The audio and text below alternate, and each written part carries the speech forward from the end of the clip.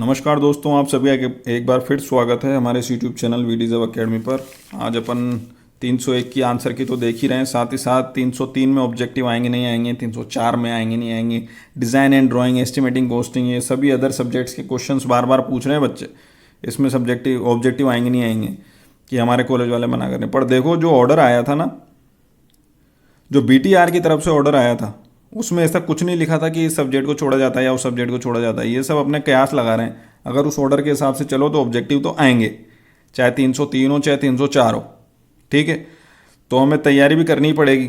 अब क्योंकि इनमें पहली बार आ रहे हैं, 2016 में नहीं आए थे, तो हमें आइडिया ही नहीं है ऑब्जेक्टिव कैसे आएंगे, कैसे करेंगे। तो सीधी सी बात यह है कि ऑब्जेक्टिव करने के कुछ तरीके होते हैं। इन सॉल्यूशंस को देखते हुए अभी अपन वो देखते हैं कि कैसे करा जाता है ऑब्जेक्टिव, ताकि अगर हमें पूरा नहीं आता है, थोड़ा बहुत भी अगर उस क्वेश्चन के बारे में पता है, तो हम ऑब्जेक्टिव कर सकें। ठीक है, तो एक एक करके देखते हैं। सबसे पहले आ जाओ, ये 301 की आंसर की भी यहाँ बनती जाएगी, तो दोनों चीज़ एक साथ हो जाएगी। देखो, अब ये क्वेश्चन क्या है, SCR की संरचना में होती है। SCR is 4 layer, 3 terminals, 3 layers, all of these. अब अगर यहाँ लेयर की जगह जंक्शन होता ना, तो ये ऑल ऑफ दीज आंसर हो जाता, क्योंकि एक सामान्य संरचना SCR की इस तरह की होती है, PN जिसमें 4 लेयर होते हैं, 3 जंक्शन होते हैं और 3 टर्मिनल होते हैं। पर यहाँ पर इन्होंने लेयर लिख दिया, तो ये क्वेश्चन थोड़ा सा क्या गलत हो गया। अब ऑल ऑफ दिस आंसर हो नहीं सकता, ये आंसर हो नहीं सकता, तो ये दो आंसर हैं, दो आप एक साथ लिख नहीं सकते, सिंगल आंसर होना था। तो जिसको ये सारी बातें पता है वो ये कर पाएगा, या ये क्वेश्चन बोनस हो जाएगा। तो देखते हैं क्या होता है। पर अगर ऑल ऑफ दिस आपने लगाया है तो की में ज़रूर ऑल ऑफ दिस ही आएगा, क्योंकि ये प्रिंटिंग मिस्टेक हो गई। और अगर इसको मिस्टेक मानेंगे तो इन दोनों में जिसने भी टिक लगाया होगा वो दोनों सही हैं, या फिर ये क्वेश्चन बोनस हो जाएगा। ठीक है, तो टेंशन लेने की बात नहीं है। पर इस तरीके से अपन ऑब्जेक्टिव करते हैं कि ऑप्शंस को हटाते हैं। जैसे यहाँ देखिए, किस में PN डिवाइसेस, इनमें से कौन सी ऐसी PN डिवाइस है जिसमें 2 गेट होते हैं। तो मेरे को ये तो नहीं पता 2 गेट किस में होते हैं, पर मेरे को ये पता है 2 गेट किस में नहीं होते हैं। किस में होते हैं मुझे ये नहीं पता, पूछा क्या है किस में होते हैं, पर मुझे ये ज़रूर पता है कि किस किस में नहीं होते हैं। डायरेक्ट में नहीं होते हैं, तो ये गया। UJT में भी नहीं होते हैं, सिंगल गेट होता है, ये भी गया। ट्राइक में 2 गेट होते हैं, पर वो दोनों जुड़े हुए होते हैं आपस में, क्योंकि ट्राइक में सिंगल गेट रहता है और MT1 MT2 रहता है। तो बचा क्या, SCS। हालांकि मुझे SCS का स्ट्रक्चर पता नहीं था, पर तुम इसी पेपर में देखोगे तो आगे वो भी क्वेश्चन में आ रहा है SCS। तो अगर वो क्वेश्चन तक पहुँचोगे तो ये अपने आप हो जाएगा। ये भी मैं तुम्हें पहले वीडियोज़ में बता चुका हूँ कि पेपर में जल्दबाजी ना करके और क्वेश्चन ऑब्जेक्टिव को पढ़ते जाओ। कहीं ना कहीं किसी ना किसी ऑब्जेक्टिव में किसी दूसरे ऑब्जेक्टिव का हिंट लग जाता है। तो SCS आगे दिया हुआ है, अभी अपन देखेंगे। वहाँ पर SCS का डायग्राम है जिसमें 2 गेट दिख रहे हैं अलग अलग, G1 G2। तो SCS इसका आंसर हो गया। ठीक है, पर अपन ने यहाँ इस क्वेश्चन को किस तरीके से किया, एलिमिनेशन स्टाइल से। अपन ने वो ऑप्शन हटाने की कोशिश की जिनमें 2 गेट नहीं होते हैं, तो अपने आप वो मिल गया जिसमें होते हैं। ठीक है, अगले क्वेश्चन पे आ जाओ। तीसरा क्वेश्चन, SCR को टर्न ऑफ किया जा सकता है। कैसे टर्न ऑफ करते हैं SCR को? एनोड वोल्टेज घटाकर, एनोड करंट को होल्डिंग करंट से नीचे लाकर, और गेट वोल्टेज को घटाकर। देखो, अपन को ये पता है कि गेट वोल्टेज एक बार दे दिया तो उसके बाद SCR टर्न ऑन हो जाता है, उसके बाद इसको हटा लिया जाता है वैसे ही। तो गेट वोल्टेज घट तो वैसे ही गया ना, 0 तो वैसे ही हो गया। एक बार ऑन हो गया तो 0 वैसे ही हो गया, तो ये कैंसिल हो गया। अब ये कैंसिल हो गया तो बचे क्या इन दोनों में? नीचे एक आंसर आ रहा है बोथ A B, तो ये भी होने की संभावना है अगर ये दोनों ही सही है। और अगर अपन को पता है ये दोनों सही है तो आंसर क्या हो जाएगा, D। इसका आंसर D है। एनोड वोल्टेज भी घटाया जाता है, साथ ही साथ होल्डिंग करंट से नीचे लाया जाता है। अब यहाँ देखो, कन्फ्यूजिंग करने वाला क्वेश्चन। SCR के पैरेलल में एक सर्किट कनेक्ट होता है, स्नबर सर्किट, जिसका काम SCR को प्रोटेक्ट करने का होता है। वो किससे प्रोटेक्ट करता है? dV/dt के अचानक बढ़ने को से प्रोटेक्ट करता है। वो कैपेसिटर लगा रहता है बेसिकली थायरिस्टर के अक्रॉस। यहाँ थायरिस्टर है, मान लो गोला बना दिया अभी मैंने, और यहाँ पर एक रेजिस्टेंस और एक कैपेसिटर इस तरह से लगा होता है शंट में। तो अगर इसमें से dV/dt अचानक बढ़ेगा, तेजी से बढ़ेगा, dV/dt ज़्यादा होगा, तो ये उसको कम करेगा, ये उसको दबा देगा, dV/dt को ख़त्म करेगा।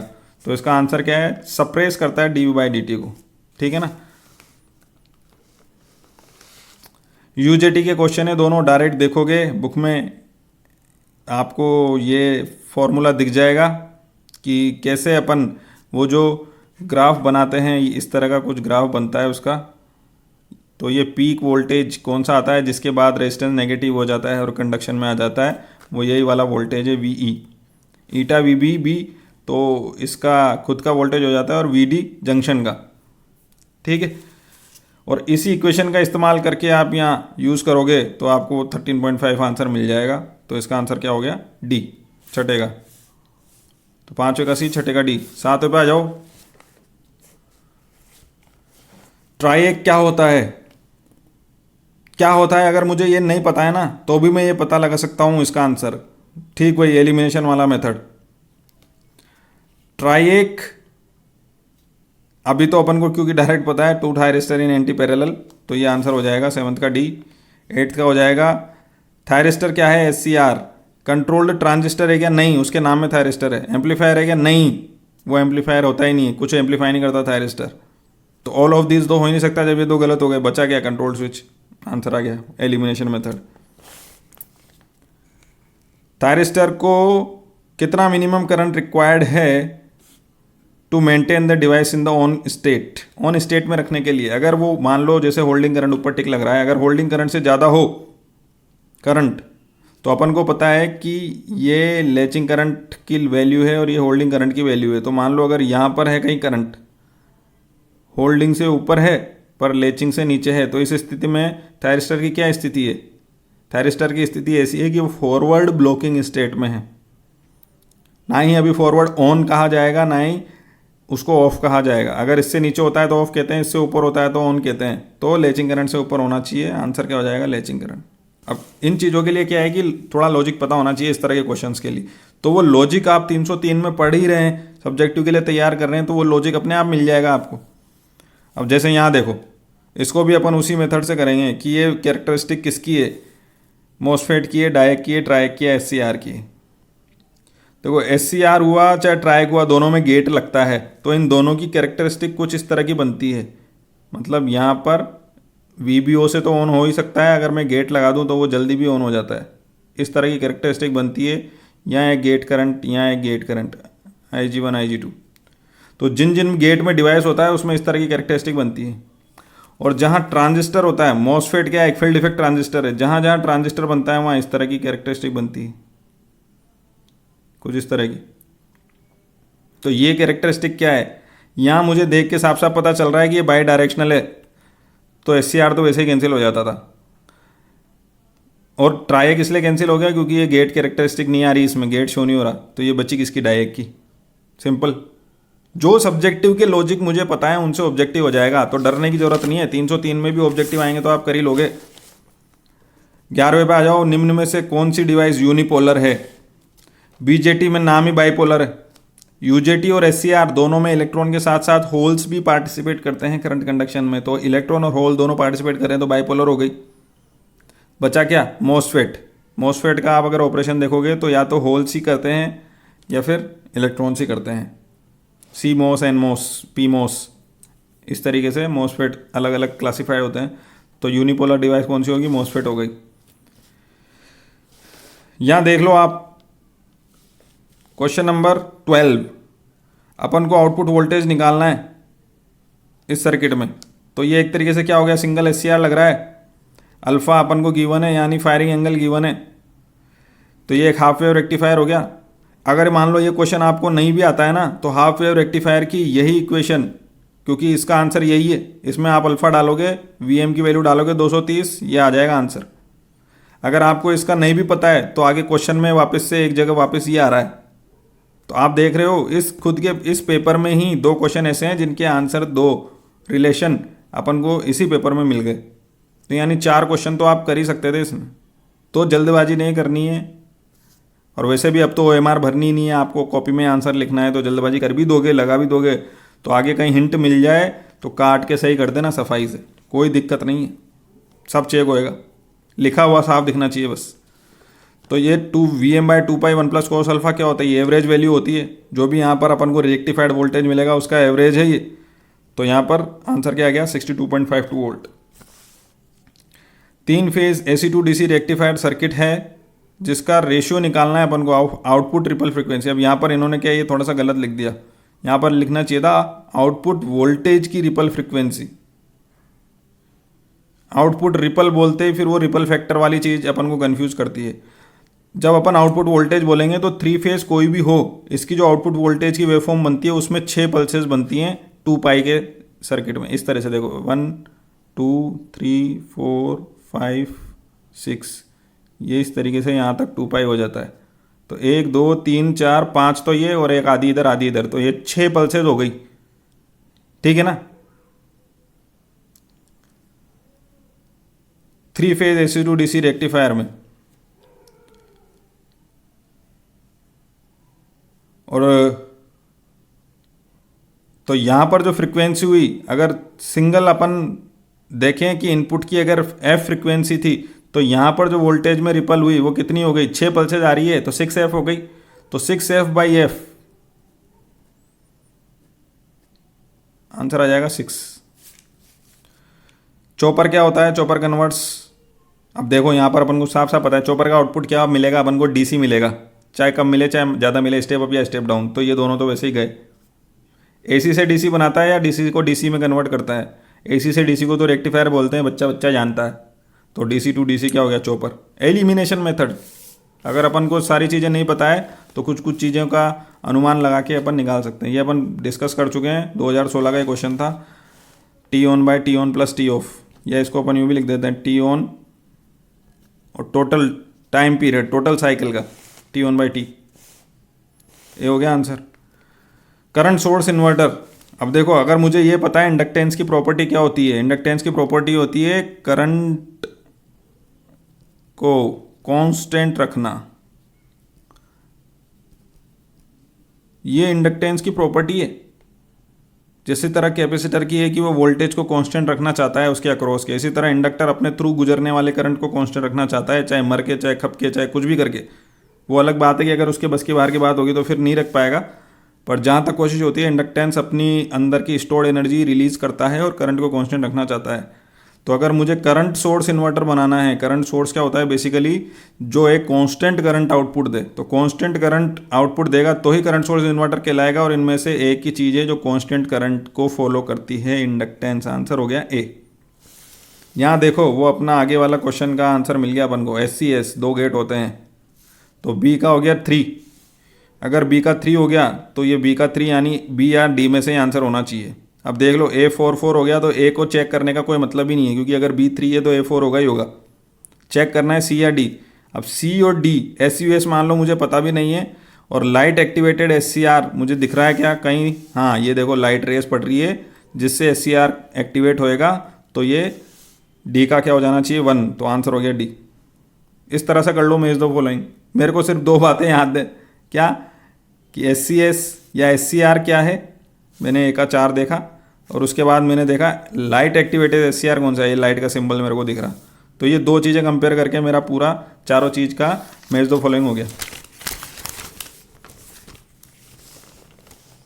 18 पे आ जाओ।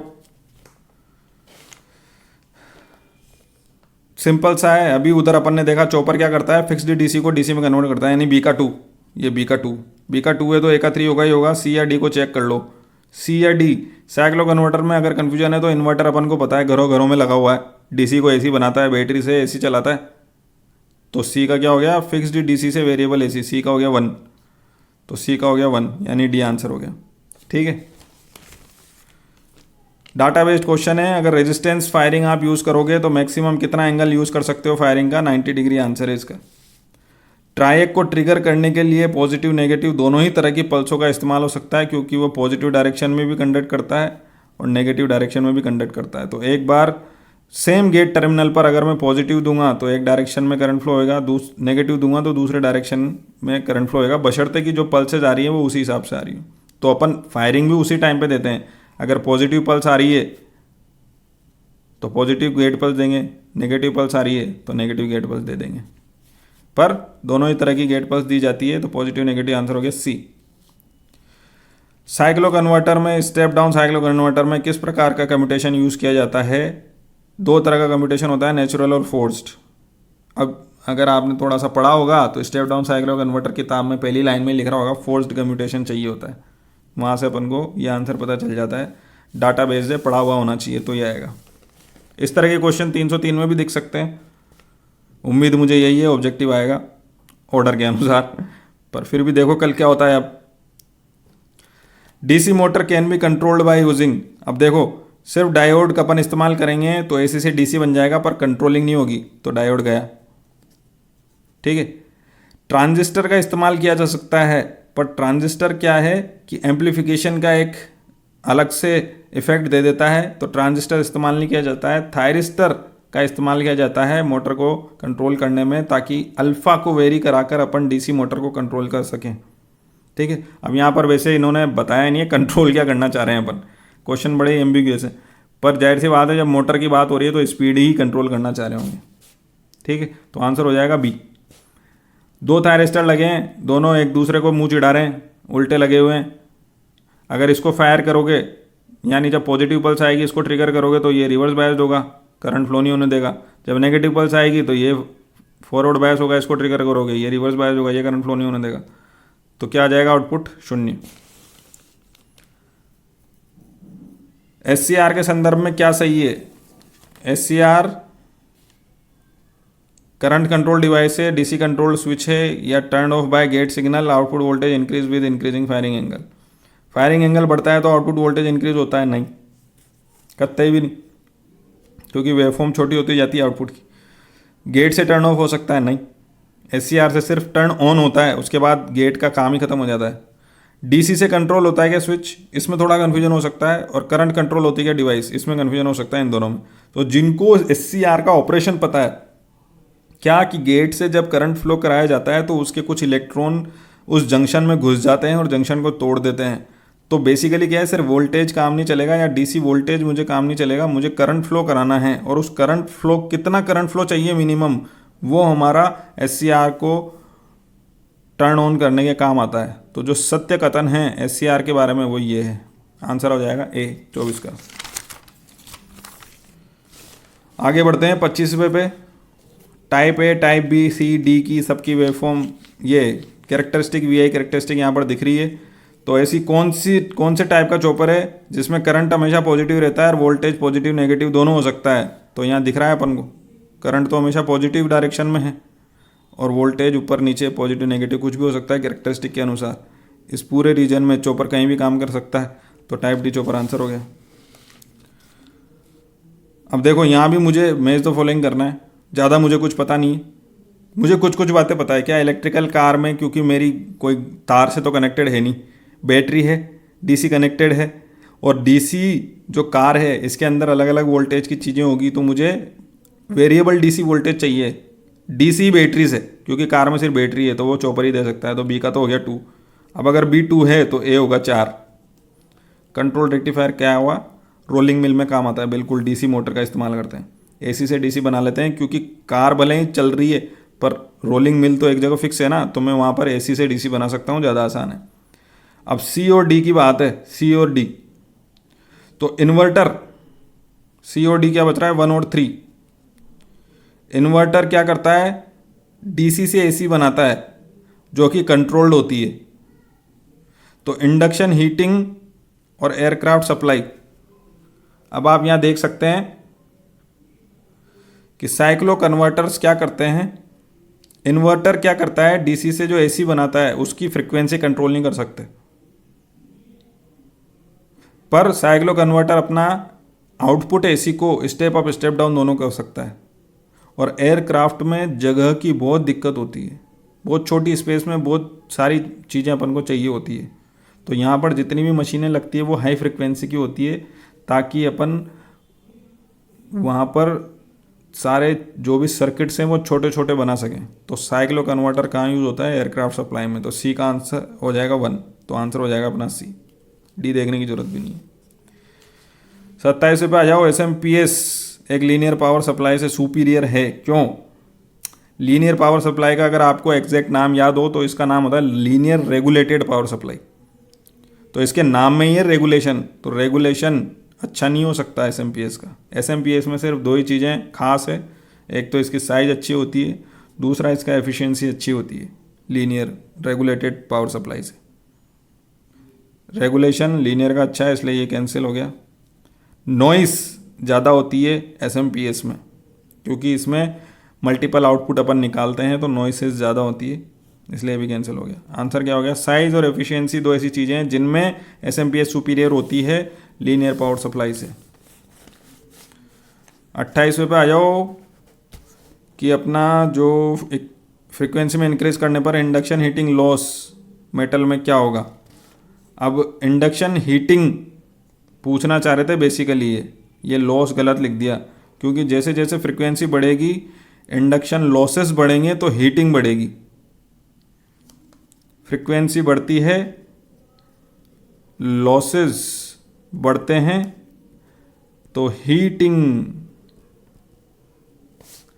बढ़ती है। तो ये इंडक्शन हीटिंग लॉस क्या है, थोड़ा सा कंफ्यूजिंग हो गया। अब देखो ऊपर हीट नहीं लिखा इन्होंने,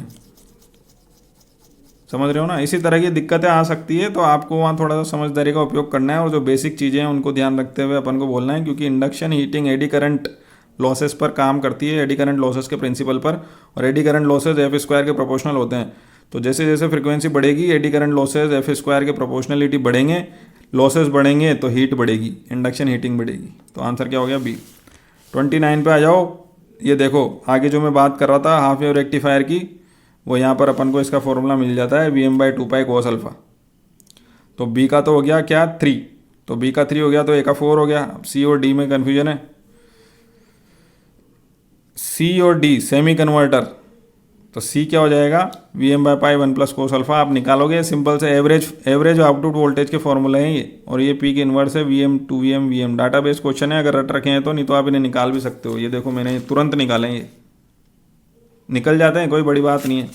B2 होता है अपना ब्रिज वाला और M2 होता है अपना मिड पॉइंट। तो आंसर हो जाएगा बी। 30वें क्वेश्चन पे आ जाओ फटाफट। इसमें भी गलती थी क्या? एक तो ये सिंबल गलत है, ये सिंबल होता है यूजेटी का। दूसरा ये आईजीबीटी का सिंबल है और लिखा क्या है? आईजेबीटी। आईजेबीटी कुछ होता ही नहीं, ठीक है। पर क्योंकि अपन को पता है ये आईजेबीटी गलती होगी, आईजीबीटी लिखना चाह रहे होंगे, तो उससे अपना आंसर आ जाएगा क्या? यूजेटी हो गया अपना 4, तो सी का 4 यानी इन दोनों में से एक। डी का 2 हो गया और आईजेबीटी हो गया बी का 2।